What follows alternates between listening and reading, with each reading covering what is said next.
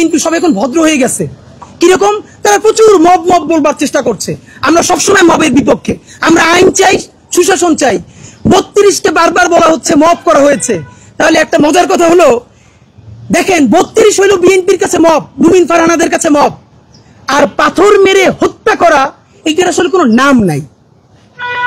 ইংলিশে না বললে জাতে ওঠা যায় না, সুশীল হওয়া যায় না। এই জন্য রুমিন ফারহানাদেরকে দেখবেন যে এইটা নিয়ে পাথর মেরে হত্যা করা হচ্ছে প্রকাশ্য দিবালোকে মানুষের সামনে। এইটা কি? এর মানে বিএনপি পলিটিক্স করে এখন মব নিয়া, আর তার লোক মানুষকে পাথর দিয়ে মাইরে ফেলায়। এইসব আপনারা আল্লাহর রাস্তায় বাদ দেন। আপনাদেরকে কয়েকটা কথা বলবার ব্যাপার, বিএনপির ক্ষেত্রে এই কথাগুলো বলছি। এই কথাগুলো আপনাদের সামনে এর আগেও বলবার কারণে আমাদেরকে অনেকবার বিভিন্ন ট্যাগিং দেওয়া হয়েছে। আমরা কখনো জামাতের বিটিম, কখনো এনসিপির বিটিম, কখনো কার বিটিম সে নিজেও জানে না, তবে কারো না কারো বিটিম। এই যৌক্তিক সমালোচনা করেছি। যদি বিটিম না বলে সমালোচনাগুলো একটু আমলে নিতেন, তাহলে আজকে আপনাদের এই পরিণতি হইতো না। নাম্বার 1, বিএনপি আপনাদেরকে মনে করাই দেই উদ্ধত্ত অহমিকা।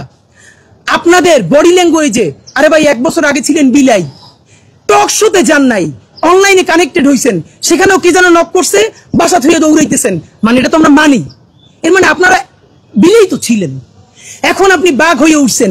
সেই বাঘের কণ্ঠ কার সাথে দেখাইতেছেন? এই দেশের নিরীহ মানুষের সাথে। আওয়ামী লীগ কয়টা ধরে শেষতে পারছেন? কয়টা আওয়ামী লীগের বিরুদ্ধে অ্যাকশনে যাইতে পারছেন? কোটি কোটি টাকা খায় ওই হাজিম সেলিমের লোকে স্টেজে উঠান। অধ্যত্ত আর অহমিকা আপনারা এইবার লাস্ট চান্স, যদি বাদ দিতে না পারেন আপনাদের দেশে আর কোনো রাজনীতি থাকবে না, মানে থাকবে না, মনে রাখেন। চূড়ান্ত অধ্যত্ত এবং অহমিকার সিম্বল ছিল শেখ হাসিনা। শুধু তার পদত্যাগ না, পতন হয়েছে, দিল্লিতে গিয়ে লুকাইতে হয়েছে। সুতরাং আপনারা তো তার ধারে কাছেও না। সালাউদ্দিন ভাই থেকে শুরু করে অন্যান্যরা সংস্কার কমিশনে যেই গার্ডস নিয়ে, যেই অ্যাটিটিউডে কথা বলেন, আমরা আহত হই। আমরা আপনাদেরকে শ্রদ্ধা করতে চাই। সালাউদ্দিন ভাই, আপনি গুম ছিলেন। বিএনপির কত মানুষের জীবন মেসাকার হয়ে গেছে, তাদেরকে ইন্টারভিউ করে দেখেন। প্রত্যেকটা মানুষ বিএনপির এই আচরণে, যারা বিএনপির জন্য জীবন দিছে, তারা আহত, তারা কাউরে বলতে পারে না। আমাদেরকে অগণিত বিএনপি কর্মীরা ধরে বলে, ভাই আপনারা যেটা বলেন এইটা শতভাগ সত্য, একটা দলের কাঠামোর মধ্যে আছি, বলতে পারতেছি না, কিন্তু এভাবে নেওয়া যায় না। আপনারা কাদেরকে বুদ্ধিজীবী বানাইছেন? তো এই অধ্যত্ত আর অহমিকা থেকে বের হন।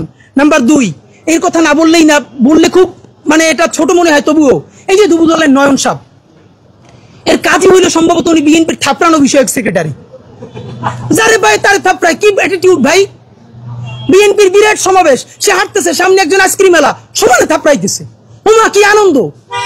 স্টেজের সামনে এক ভদ্রলোক তার মাথার উপর থাপ্পড় দিতেছে। ব্যাপার হলো যে সে থাপড়াইতেছে, এইটা ভিডিওতে মানুষ মিডিয়ায় দেখতেছে। বিএনপি এইটার বিরুদ্ধে কোনো অবস্থান নিছে? অফিসিয়ালি তারে বলছে যে এরকম থাপড়াথাপড়ি সে কেন করে?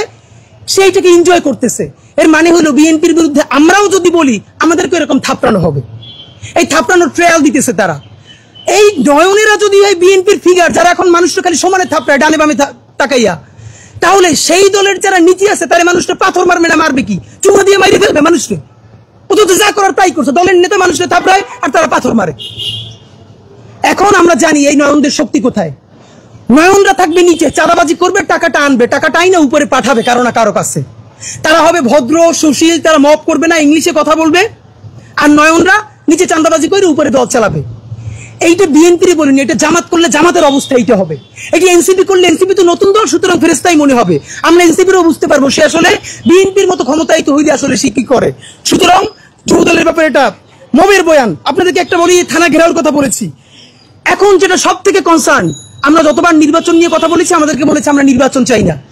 আপনারা নিজেরা কেউ বুকে হাত দিয়ে বলতে পারবেন যে এই যে অবস্থা বর্তমান দেশে চলতেছে, ভাবেন প্রকাশ্য দিবালোকে পাথর মেরে মানুষ মারা হচ্ছে, এই ভিডিও কোনো মিডিয়াতে আসে নাই। তৃতীয় দিনে যখন সোশ্যাল মিডিয়া আসলো, তারপরে একটা প্রেশার তৈরি হলো, এখন গ্রেফতার হচ্ছে ঢাকায় প্রকাশ্য দিবালোকে। এই পুলিশের গার্ডস নিয়ে, এই আমলাতন্ত্র নিয়ে, এই সরকার নিয়ে এই দেশে কি নির্বাচন হবে? নির্বাচন তো হবেই না। আপনাদেরকে বলি, নির্বাচন নামে শত শত মানুষের জীবন চলে যাবে। আমাদের ধারণা সেই সিচুয়েশনকে তৈরি করে বাংলাদেশে আরেকটা 111 বা আরেকটা ইমার্জেন্সি তৈরি হবে। অথবা এই যে বিএনপি যেই কারণে নির্বাচন চাচ্ছে, একটা গণতান্ত্রিক পথ, আমার ধারণা তারা এই হোমওয়ার্কটা করে নাই। এই গণতান্ত্রিক পথে নির্বাচন দিয়া, এইরকম হাজার মানুষের জীবন দিয়া, এইখানে আন্তর্জাতিক বিশ্ব পুরো একটা অ্যাপোলিটিক্যাল সরকারকে প্রতিষ্ঠা করে দিবে। তখন বিএনপিরও আর সরকারে আসা লাগবে না, এদেশের মানুষেরও আর ক্ষমতায়িত হওয়া লাগবে না।